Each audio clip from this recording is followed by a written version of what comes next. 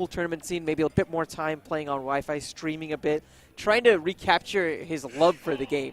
And in doing so, he's built up like this arsenal of characters where he'll just play someone for a little bit and be like, maybe I like this character, and then change his mind and go to something else. That's a scary thought, because that means he's played on several scopes. But as you said, these two apparently have a good rivalry, looking for first and second who's going to take home the prize. We're in for a long one. They're willing to play incredibly patient.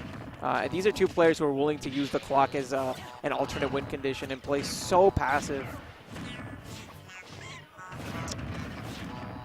So I feel in this matchup, Diddy Kong has got to play a little trickier, but I don't think he can play as passive as he has been with that banana. If you understand what I'm saying there. He's been tossing that banana a little bit. Example, he doesn't like the banana in play.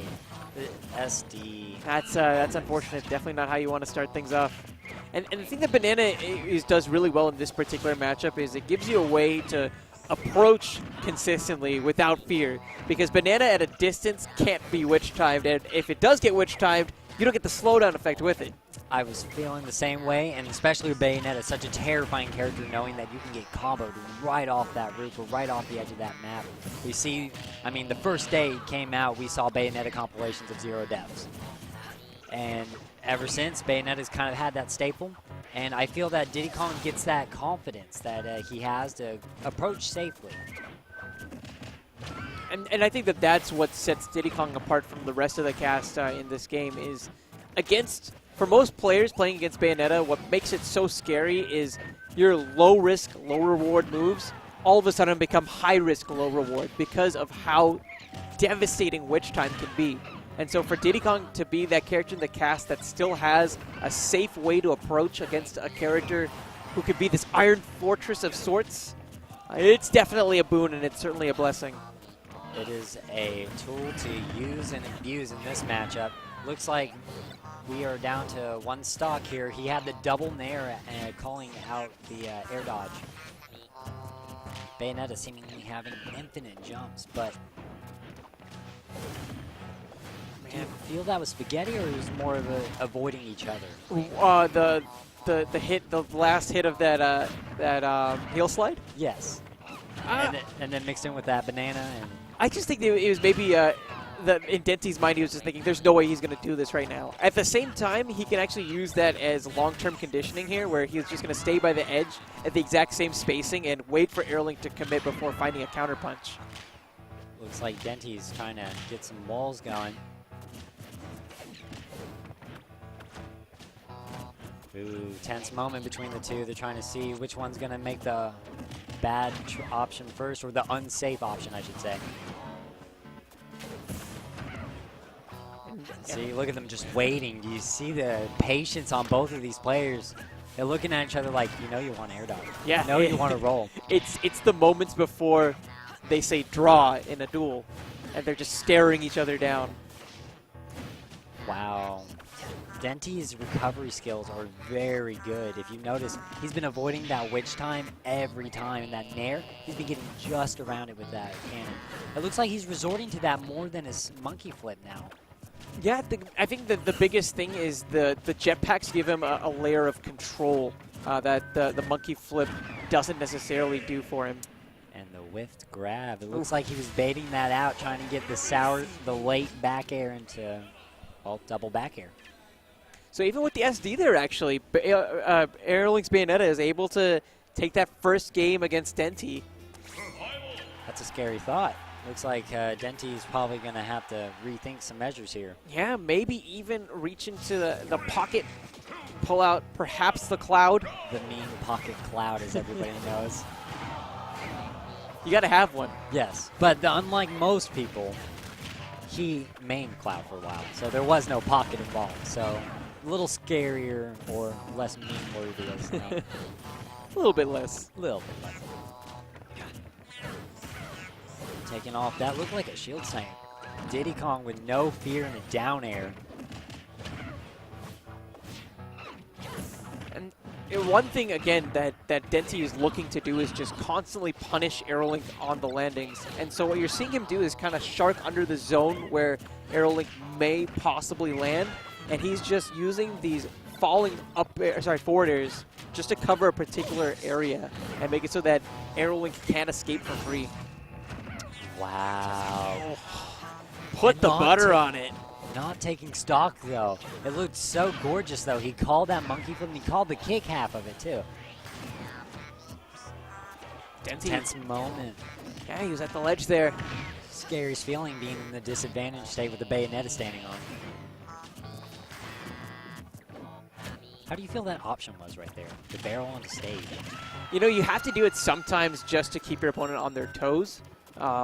And it worked out that time, but I don't think it's going to be something we see very consistently in the match. All right, punishing the monkey flip.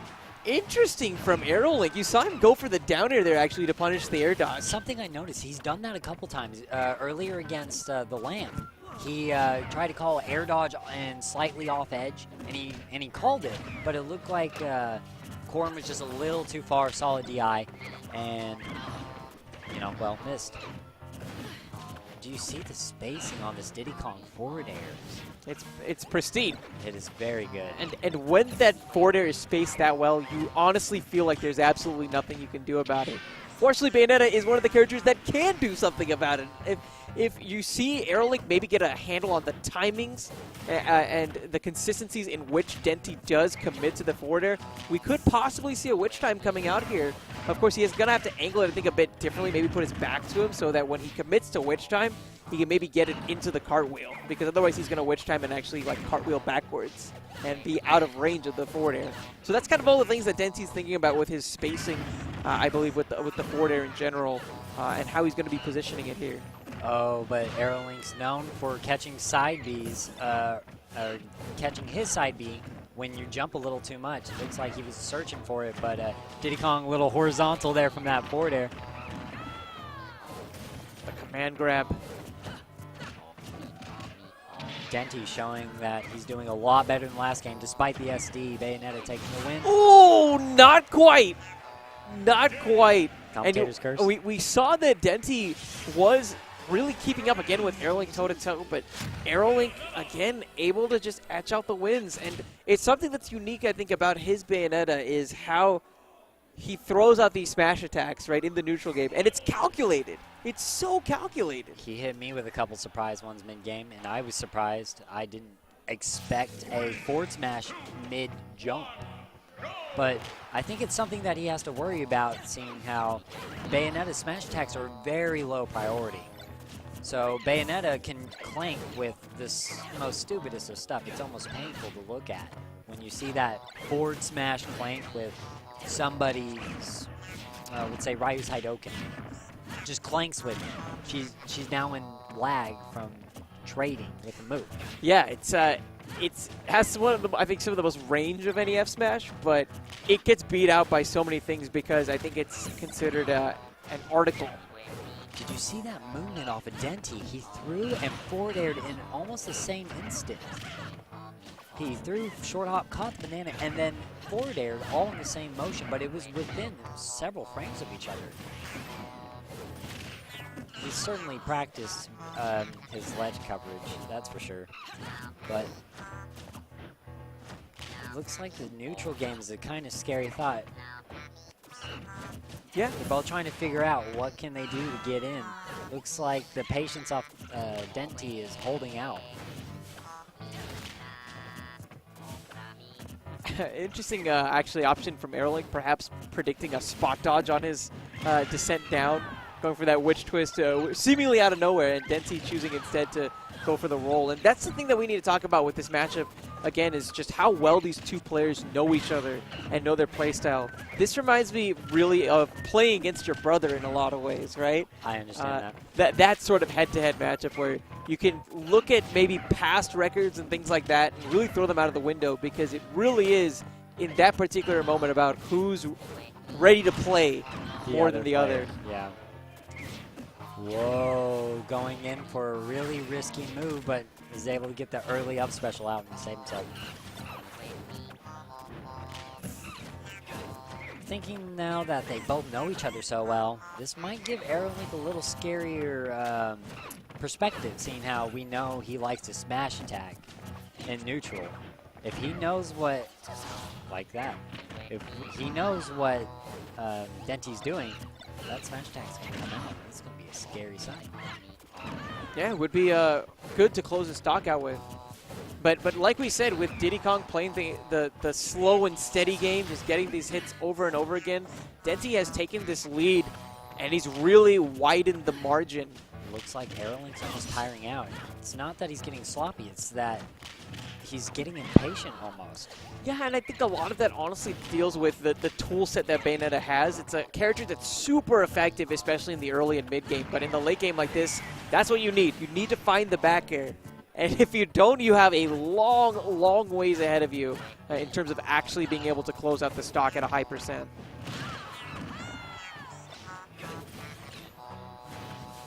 Well, this Denti, granted at 0, is still on his tournament stock, and knowing Diddy can be gimped very early and easily. Yeah, and that's worth noting is if he loses this stock here, it's a bracket reset, and then we play another set in grand finals to figure out who's going to win the tournament. Denti's in winners, that's right. It's easy to get confused, especially when you see how well AeroLink was playing. To actually, the 2-0 kind of off-puts you. Yeah, it really does. But that surprise loss that he had to Magister's Charizard on the winner's side, man. That was a surprise for everybody. I'm sure that will be an upset he won't forget. AeroLink, again, just exhibiting such patience.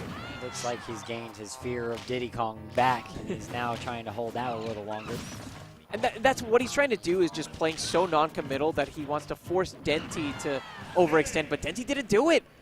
Did you see the empty jump past his shield? He called grab just so he could forward air kill. So good.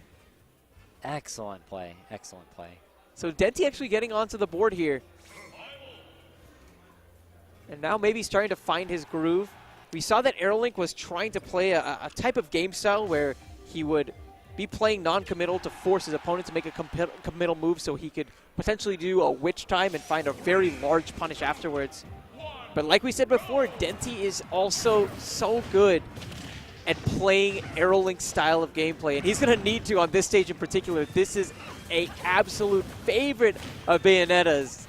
The tilting stage, allowing the bullet climax to have so much effective range and coverage, may shut down a lot of the approaches from Denti. And it looks like that is showing up with the witch time into up smash. 0 death stop. And another witch time. Yeah, for good measure. Why not? Jam it. Just jam it. He is certainly showing that this is a stage he is comfortable with. 59 damage. Oh. Denti's done. Denti is done. You got to have those moments where you just have to tap out and you're like, okay, I'm just going to take a minute, reset my mindset, reset the bracket. But that was so different than the last game. Denti holding a very solid lead, a stock lead for the most part, over AeroLink. Are we seeing Denti wear out? It's a possibility. But I think getting a little impatient. I think honestly he's thinking maybe long term, and I think it's okay maybe to lose the battle if you think that it can help you win the war. Because for Denti to get back into the game, he has to play such a long, grindy style of game as a whole.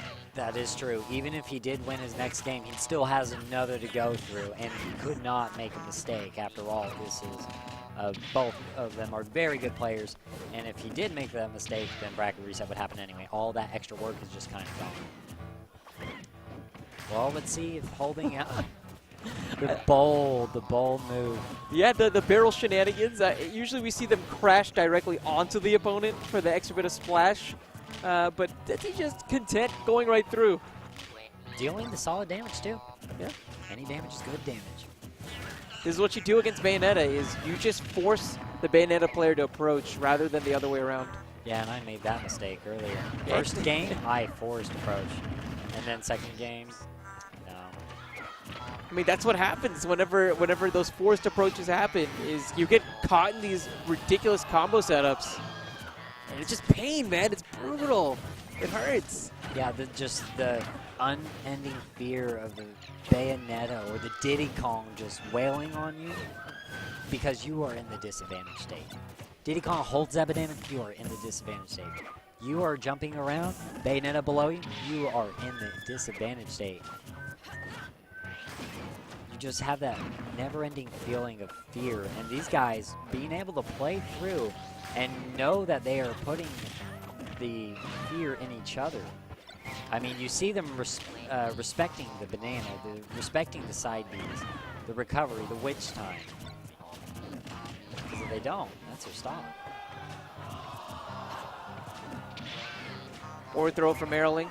Not going to take it quite yet, despite the high damage. I'm actually surprised that Diddy Kong lived that. Yeah, it was closer to the center of the stage, so that makes a lot of sense. Yeah, but I figured it would kill through the roof due to the Smashville platform they're helping.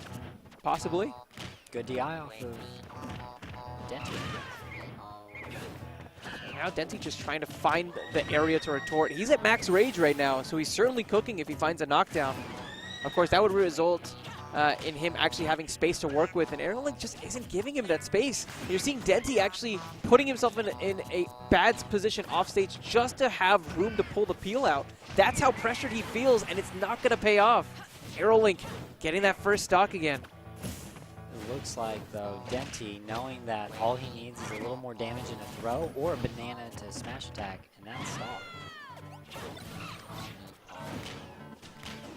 Well, the banana's here. He does have AeroLink only playing away the bullet climax. That was smart. Yeah, shutting down the peel, and this gives AeroLink an opportunity. He very nearly was able to convert with it as well. Surprised he wasn't able to consistently close, but Denti, able to actually close things off there with the up smash. No knockdown needed. Call it a blessing or a curse because he was taking damage, close to death, and then takes a stop. Oh, back for seconds, and AeroLink this time is going to be capitalizing. That's game one and set two going in his favor. So now for AeroLink, just 2 games away from taking grands. Yeah, it looks like this is becoming a longer and longer climb for Denti. The patience is either running thin or losing. Oh, did you hear the cloud switch? He has to switch something. He's lost a total of 4 games now with Diddy Kong. This is the time that you make the switch in this particular game, because if you lose and it goes horrendously wrong, you at least have another game to fight back from. It looks like he's going to go for the patient cloud limit charge. It looks like, yeah, he looks like he's not committing. As a matter of fact, he's running away. Yeah, it's just, this is his game plan more than anything else, is try to play as evasive as possible, building limit gradually, and then when limit is activated, he's going to be very cautious actually as to when he pulls the trigger, and maybe take a lot of advantage out of the buffs he gets. AeroLink, though, getting the witch time on the down tilt, unfortunately not able to get quite the punish that he was looking for, but we saw the minds of this master, how smart and how intelligent he can be, and how scary he can be whenever you're on the receiving end of those witch time punishes. Looks like Cloud's trying to keep on to that limit here. We know it's a scary thing, and he can't up special back to stage, sort of losing his limit. This is actually scary if you're Bayonetta in that position too. The threat of getting a side special off the edge, that would be really big, and that would give Cloud a lot of momentum currently. Oh, and speaking of momentum, AeroLink able to take Denti to the skies there. And now just a stock away from getting another big game win here. If he takes this, though, what do you think this will do to Denti? I mean, it's tough. Either he dukes things out and sticks with the Cloud, or maybe goes back to the Diddy Kong. Honestly, I think that the Cloud might be the better pick here, even though Diddy Kong may make more sense on paper. It's true, because, I mean, we look at this Cloud right now. He doesn't have any rage, but he has a limit. And Bayonetta at 97? Surely that'll kill. And people make the joke that Bayonetta is that Marvel character that happens to be in Smash, but what Cloud has is the X Factor, and he's going to let it rip. Fantastic cross slash coming out from Denti. Evening up the stock count, but still quite a bit of distance to go. The witch time is not going to do him any favors here. AeroLink. Oh, man. He's able to get Denti after the air dodge, get the extra damage, but not quite get the stock yet. looks like he's totally not having any Cloud shenanigans. No Cloud up air strings are going to be happening. That's twice now he is witch-timed. His Cloud alone this set. Yeah, that's it's no fun allowed. No fun allowed. It's that one teacher that you just really hated going to. Oh, big damage coming out. The cross slash. And beyond that, also the real estate, the room to charge up limit, because that is critical to Denti surmounting a win here in this game. Looks like that game. Game 2 going to AeroLink. Yeah, and AeroLink doing a great job there, actually, of just waiting out the air dodges from Denti. And that's just the scary part of playing against Bayonetta, especially when you're taken to the sky so many times. You're thinking to yourself, I need to air dodge, I need to survive here. And good Bayonetta players in moments like that will realize, you know what? I am not able to get the KO here if I commit to this combo normally because of how the knockback and the positioning would be. But I know that I can at least come out ahead if I wait a second, pump the brakes, force my opponent to make the bad decision, and then find the good punish. Looks like the Cloud just wasn't feeling it. He's going to go back to Diddy Kong. After all, he did pull a couple wins, and every time he won, it seemed very convincing. With almost a stock lead each time, or fresh stock. Bayonetta combos. Wow, the frame trap. It was either E. Ooh, and more than just the trap, AeroLink. I mean, he's only taken 6% so far. But what's Denti, he's checked out. He's done. Wraps it up, and AeroLink will be your champion at A-Kon 2017. Taking first place today. A hard-fought battle coming in from the loser's side, but able to carry through all the way to take